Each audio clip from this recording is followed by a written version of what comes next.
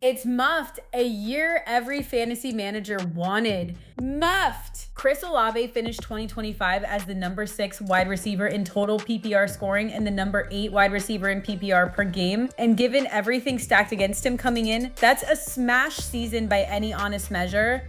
This is a guy who contemplated retirement at 24 after 4 documented concussions in 3 seasons, walking into a brand new offense under Kellen Moore with his number 2 and number 3 receivers, Rashid Shaheed and Brandon Cooks, gone before the year got rolling. He played all 16 games he was available for, the only absence coming in the finale when blood clots were discovered in his lung. Career highs across the board: 100 catches, 1,163 yards, 9 touchdowns. He survived a rocky September, trade chatter from the Bills, Giants, and Steelers around the November deadline, and a mid-season quarterback change from Spencer Rattler to rookie Tyler Show.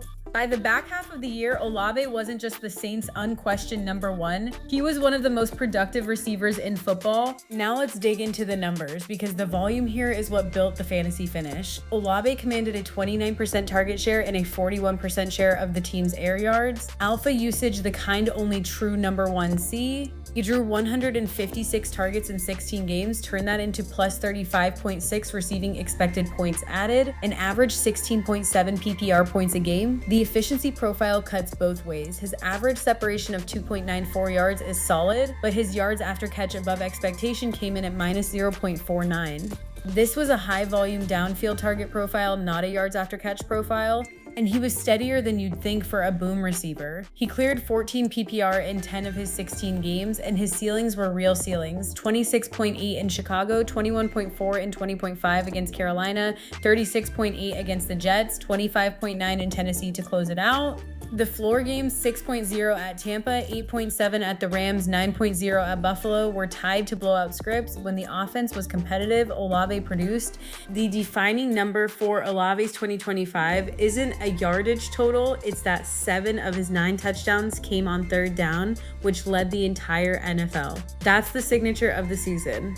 The Week 16 strike against the Jets captures it. 3rd and 4, 2 minutes left, Saints up 22-6, ball at the Jets 38. Direct snap to Taysom Hill, who launches a deep middle to Olave for a 38-yard touchdown, 35 air yards, plus 6.07 expected points. 3rd down, deep shot, end zone.